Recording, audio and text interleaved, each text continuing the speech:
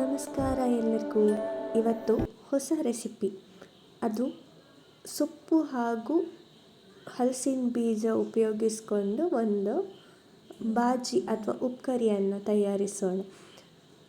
ಸೊಪ್ಪುಗಳಂತ ಹೇಳಿದರೆ ನಿಮಗೆ ನೆನಪಾಗ್ಬೋದು ಬಸಳೆ ಸೊಪ್ಪು, ಪಾಲಕ್ ಸೊಪ್ಪು, ಆಮೇಲೆ ಮೆಂತ್ಯ ಸೊಪ್ಪು. ಆದರೆ ಅದು ಯಾವುದೂ ಅಲ್ಲ, ನಮ್ಮ ಪ್ರಕೃತಿಯಲ್ಲಿ ಯಾವುದೆಲ್ಲ ಸಿಗ್ತದೆ ಅಂಥ ಸೊಪ್ಪುಗಳನ್ನು ಉಪಯೋಗಿಸೋದು. ಒಂದು ವಿಟಮಿನ್ ಸೊಪ್ಪು, ಆಮೇಲೆ ತಗಟ್ಟೆ ಸೊಪ್ಪು ಅಂತ ಏನು ಹೇಳ್ತೇವೆ, ಆಮೇಲೆ ಗೆಣಸಿನ ಸೊಪ್ಪು, ಇದಾದಮೇಲೆ ನುಗ್ಗೆ ಸೊಪ್ಪು. ಈ 4 ಸೊಪ್ಪುಗಳನ್ನು ಉಪಯೋಗಿಸ್ಕೊಂಡು ನಾವಿವತ್ತು ಉಪ್ಕರಿಯನ್ನು ತಯಾರಿಸೋಣ.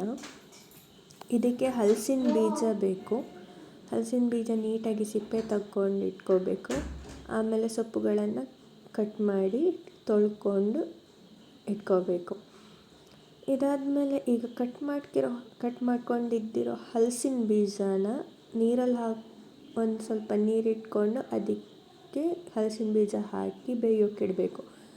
ಅದು ಆಲ್ಮೋಸ್ಟ್ ಅರ್ಧ ಕುದಿಬೇಕಾದ್ರೆ ಅದಕ್ಕೆ ಉಪ್ಪು ಆಮೇಲೆ ಅರಿಶಿನ ಪುಡಿ ಹಾಕಿ ಇನ್ನೂ ಸ್ವಲ್ಪ ನೀಟಾಗಿ ಬೇಯಿಸ್ಕೋಬೇಕು. ಇದು ನೀಟಾಗಿ ಬೆಂದ ನಂತರ ಅದಕ್ಕೆ ಕಟ್ ಮಾಡ್ಕೊಂಡಿರೋ ಸೊಪ್ಪುಗಳನ್ನು ಹಾಕಿ ಅದನ್ನು ಬೇಯೋಕ್ಕಿಡಬೇಕು. ಈಗ ಒಂದು ಮುಚ್ಚಿ ನೀಟಾಗಿ ಅದು ಬೇಯಬೇಕು.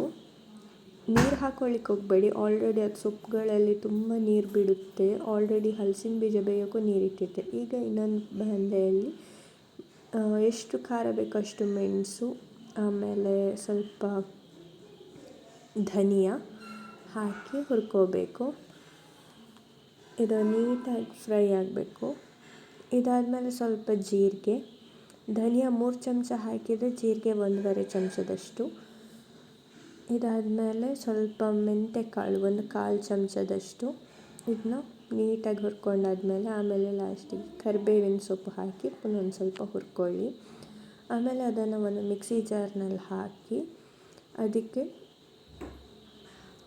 ಹುಣಸೆ ಹುಳಿ,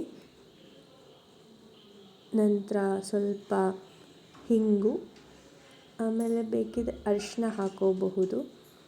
ಇಷ್ಟನ್ನು ನೀಟಾಗಿ ರುಬ್ಕೋಬೇಕು.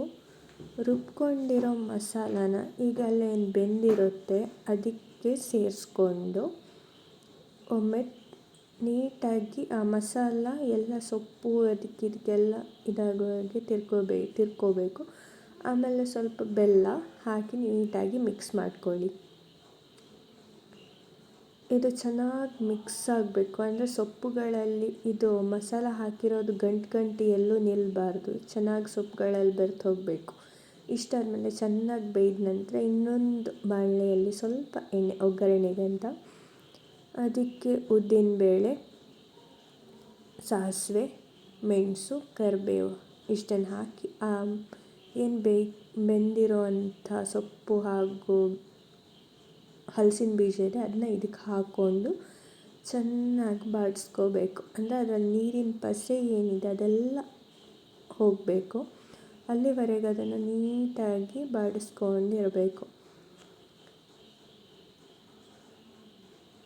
ಅದು ಚೆನ್ನಾಗಿ ಬೆಂದಾದಮೇಲೆ ನೀರೆಲ್ಲ ಆವಿಯಾಗಿದೆ ಅಂತಿರಬೇಕಾದ್ರೆ ಕಾಯಿ ತುರಿನ ಮೇಲ್ಗಡೆ ಉದುರಿಸ್ಕೊಂಡ್ಬಿಟ್ಟು ಮೊದಲೇ ಹಾಕ್ಕೊಂಡ್ರೆ ತಳ ಹಿಡಿದೋಗ್ಬಿಡುತ್ತೆ. ಅದಕ್ಕೆ ಲಾಸ್ಟಿಗೆ ಹಾಕಿ ಸ್ವಲ್ಪ ಮಗ್ಚಿಬಿಟ್ರೆ ಸೊಪ್ಪು ಹಾಗೂ ಹಲಸಿನ ಬೀಜದ ಪೌಷ್ಟಿಕರ ಉಪ್ಕರಿ ಸವಿಯಲು ಸಿದ್ಧ. Thank you.